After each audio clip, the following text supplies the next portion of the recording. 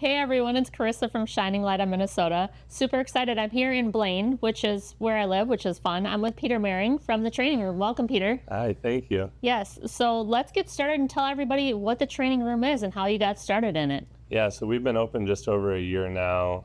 The training room, chiropractic and sports medicine is kind of a vision that's spawned over the last handful of years of my career. I spent the last 4 years out in Washington, D.C., working in an orthopedic center with a couple of high-level sports teams out there. Yep. Me and my wife are both from this area, though. Decided to pivot and move back to where family's at. Yep. Have 2 young kids, and open this up with a vision to really create a different type of healthcare, a little bit more comprehensive, a little bit more collaborative with other professions. Yeah. And that's what we've done over the first year. So when you got started and you thought you went to Northwestern, went to college, thought, hey, I want to get into sports medicine. You played sports yourself, obviously played some basketball, did some things there. There's a lot of sports injuries. Yeah. Getting people back into athletics right away, getting them back onto the field, getting them back onto the court, everything like that is important. How did you know that you wanted to make a difference? Yeah, from a young age, I wanted to be involved in sports athletics. Yeah. I knew I was not going to be a professional athlete. Yep. Played basketball, soccer, baseball in high school, 1 year of soccer and 3 years of basketball in college. Yep. But wanted to be around sports. And I think there's a lot of, when it comes to sports injuries, people don't have the knowledge or the education or the people in their corner to really help them navigate some of those things in a time-efficient manner. There's a lack of collaboration between professions sometimes. Yeah. So that's where I really strive to make a difference. A lot of times when people think chiropractic or they think training, they think it has to happen after the injury, not prior, or getting them ready for when they want to start playing sports. How does that differ from what you do? Yeah, I think in the world of medicine as a whole, we're a little reactive when it comes to treatment. Yes. Something happens, then you go get treatment. With dentistry, with your car, with other stuff, we are a little bit more proactive. Brush our teeth every day, Yeah. get our checkups, get our oil change, but people don't view their body or their musculoskeletal self the same way oftentimes. Right. So oftentimes people come in with an injury because they're trying to return to play. They're trying to play a game, Yeah. state tournament, whatever it may be. Yeah. And that's where we need to start educating people earlier Yep. with the early specialization in sport that is happening, that they need to take care of their bodies all the time Yes. well Yep. to minimize the time off the field, off the court, and just perform at a higher level. What are some of the things that you do here? I know you do a lot of chiropractic, but you have hyper ice, you've got some cupping, you've got some other things that you do here. Tell our audience a little bit about everything that you do. Yeah, so when people are thinking of chiropractic care, they're thinking of primarily the joint manipulation piece of it. Yes. So that's definitely something that we do. But we work a lot with soft tissue work, pin and stretch, cupping, Grafton or scraping, dry needling, a handful of different soft tissue techniques, because people respond differently to different things. Yeah. Different injuries respond differently to different things. Some people have had a really good experience with cupping, for example, so then you want to maybe tie that in to their treatment. So we do that. We have the hyper-ice stuff, so percussion massage guns and the Normatec air compression boots and sleeves. Yep. And then we also utilize a system called VALD, which there's force decks, there's digital dynamometry, which is a handheld force plate essentially. But I test almost every patient to actually get some objectivity to what we're doing. Yes. Force output, side to side, asymmetry, side to side. So you can catch some nuances of movement patterns, of things that people are not maybe moving efficiently, Right. so that we can maybe catch injuries or work on stuff prior to an injury. Yes. So when you were in Washington, you had some high-level athletes that you were dealing with, and then you moved to Blaine. Yeah. How easy or hard was that shift?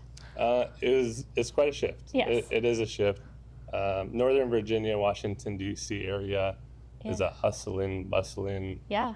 high profile, high level athletes, doctors, lawyers, politicians, Right.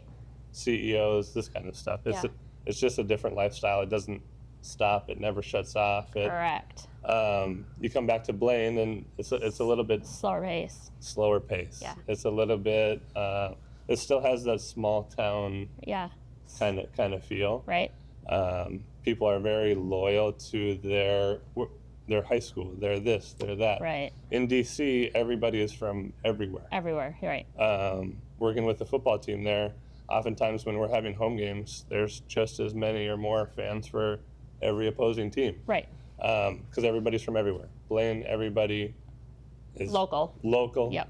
Primarily from here. Yep. Centennial, Yep. all these different places. People stay in their community and Right. like to be involved in Right. that manner. So breaking into that is interesting. Getting established, 'Cause right? people have known their people for 30 years. Right. They've gone to the same people forever. Their family And friends. although me and my wife are from Cambridge originally, so Yes. about 40 minutes north of here,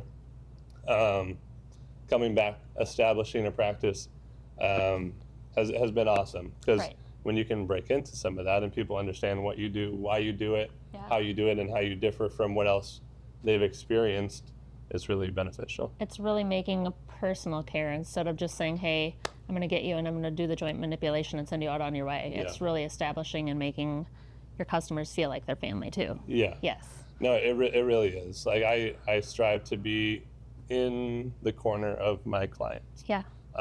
If they need something, to reach out. If they have a question, we're collaborating. I'm collaborating with their athletic trainer potentially, their orthopedic surgeon, their spine surgeon, massage therapist, their personal trainer, whoever it may be, so that person can have really their own little sports medicine team Yep. that they can take with them and understand their body, understand how to move well and recover well. Do you still see, well, you just got to see some of the football team Yes. just a couple weeks ago again. Yeah. So how fun was that? It was really fun. Yeah. Really fun to see my people again. Yeah. Thankful and grateful. The medical staff invited me to team dinner Yes, nice. the night before, so got to catch up with all of those guys, and then got some field passes for Amazing. the day of the game. So hung out with some of the players and other staff that are still around there. Yeah. When I was leaving the team, there's also new coach coming in, new Yep. roster, new. So there's been a lot of turnover, but there's still a lot of There's people still the same people, some of them. that are still there. Yep. Commanders didn't play that well during that game, Right, but unfortunately. yeah. A tough day to wear burgundy, but Right, but you still bleed it. You still have it in you. a really fun weekend. Yeah, good. What do you think's next? I mean, the training room is here. You're starting to get it established. Blaine is growing. Yes. Obviously, you don't just have the golf and the sports center. I mean, look at everything that Blaine is doing now. You have Yeah. the baseball field coming in, a lot more things coming up. Yeah, Blaine is really becoming a sports hub. Yep. The North Metro has not really been a sports hub. No. Edina, Egan, Minnetonka, Plymouth, some of these areas for sports medicine, Yep. for complexes, for this kind of stuff. Blaine has had soccer fields Yep. for a while, Yep. but now they're really trying to demand attention when it comes to owning that space. Yes. Not only in the North Metro, but the state and the region. Yep. So Yeah, it's super exciting to see. So you've had the basketball background, you've had the sports background, you've had all of that stuff, and you have your family, your young family. Mm-hmm. How do they incorporate into all of this? yeah, I mean, family and faith are both extremely important to me. Absolutely. One of the primary reason we moved back to Minnesota, I loved what I was doing in DC. That was a Right. dream job, working in orthopedics, professional teams, but was to be around family. Yeah. I'm one of 7 kids, Yep. number 6 of 7. My daughter that was just born in June is grandkid number 20 for my parents. Yep. So large family, and everybody's here primarily in the North Metro. Nice. So family is super important. My wife helps out with the business as well. Yep. So really everything that we do is based off of that. Yep. Family first. Family first, to build a business that we're proud of, that the community is proud of, that we can help a lot of people, but that can also serve our family. Our kids can grow up in it. They're going to work here when they Absolutely, can. right? and everything like that. Yeah. Who have been some of your mentors along the way that have helped guide you to where you are? Yeah, so one of my main mentors, Dr. David Holmes is his name. He was the one that got me into chiropractic in the first place. I was originally a pre-physical therapy Got it. undergrad. I was going to go the physical therapy route. I liked more of the soft tissue work. I liked more of the exercise-based approach. Yep. And I hadn't seen that personally with chiropractors. I had been to general chiropractors. You go in, get a manipulation, you leave, that kind of stuff, Yep. which definitely has a time and place, but it's not necessarily what I wanted to do as a profession. Right.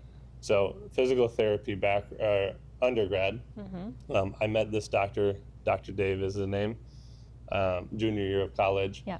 And he worked with some Packers, some Raiders, some high-level CEOs, this kind of stuff. And he did primarily like soft tissue work, primarily exercise-based approach. And that was interesting because I had never seen that with the credentials of DC, Doctor of Chiropractic, treating in that type of manner. So I had also blown out my meniscus sophomore year of college playing basketball and went through PT. Yep. And I didn't want to get sucked up into a big system. Right. So there's a lot of freedom that comes from owning your own business. You can close when you want to. Right. You can see patients when you want to. Yep. It's less about numbers sometimes. Correct. So really junior year of college, that's when I decided to pivot into the chiropractic scene. So Dr. Dave, great mentor. Another one would be Wally Parrish. He was the head of kinesiology at Northwestern in St. Paul. So he really guided me throughout my undergrad. And then my two preceptors that I did my first internships with, Scott Mooring. He works with U of M athletics as well. Yep. Great man, really involved in the profession. And then Dr. H, he's the guy out in DC that I spent 4 years with. What about when people come in and say, hey, my surgeon said not to do chiropractic, or my doctor says don't do chiropractic because of the surgeries that I've had, how do you deal with that? Yeah. It depends on what the doctor knows of chiropractic and what they mean by don't do chiropractic. Oftentimes, they're talking about the joint manipulation piece, which there's a lot more that we can do besides joint manipulation.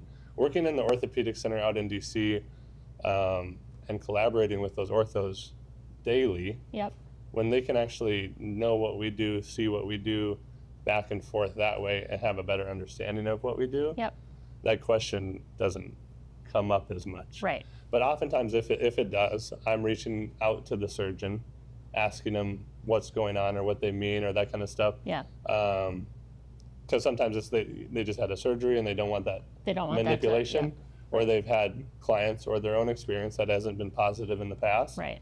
But really, that collaboration piece, reaching out to them, communicating, and then educating the patient on what we do, what their surgeon meant, and go from there. Perfect. For what would be safe and effective for the treatment. Yep. What would be one thing that you could tell our guests that are listening, or that you could help educate them on when or if they were looking to come into the training room?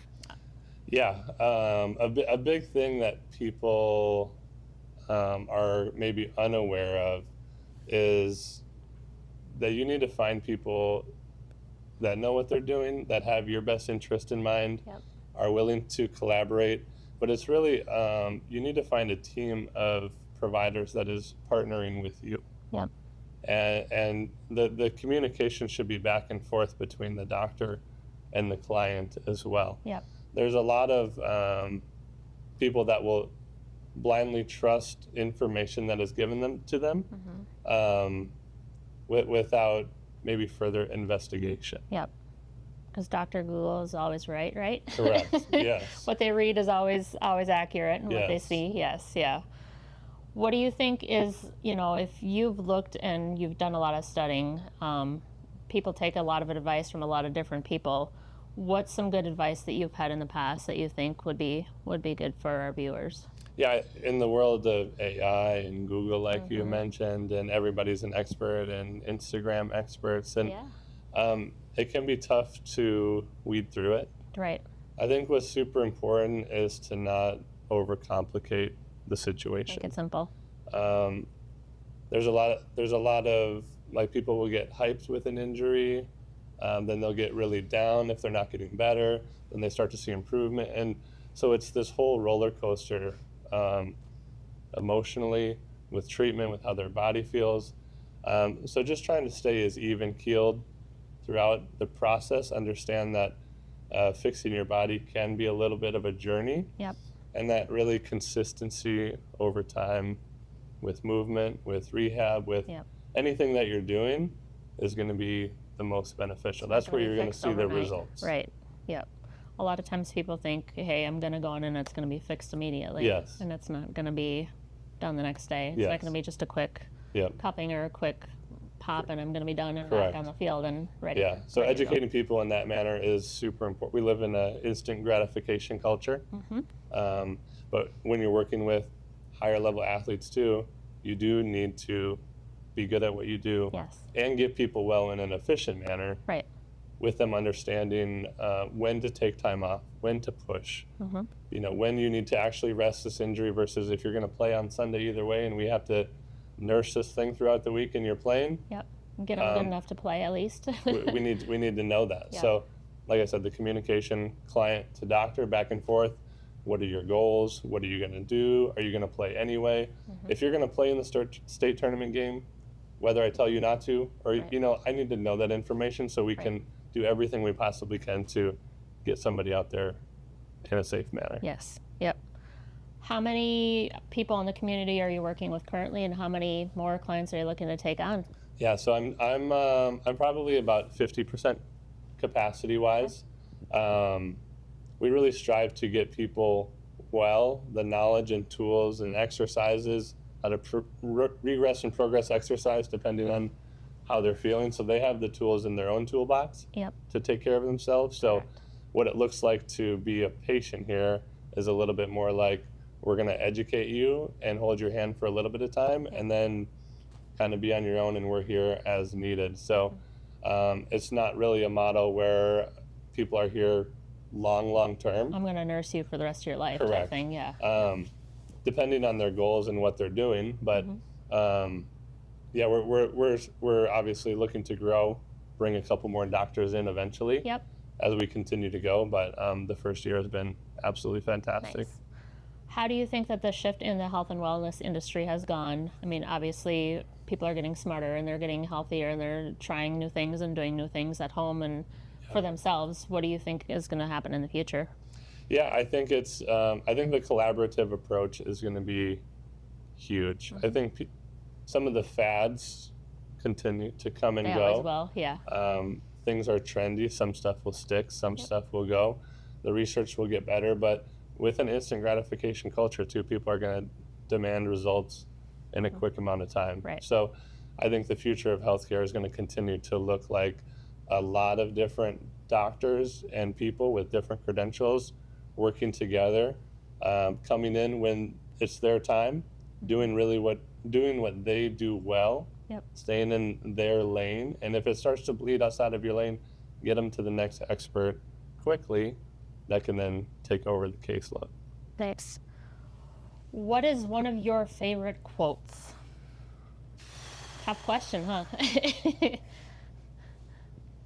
Yeah, it's simple. One that stands out to me is just be great. Uh-huh. I don't think a lot of people, they'll take a quote like that and they'll just kind of move on or not really think about it or what it means.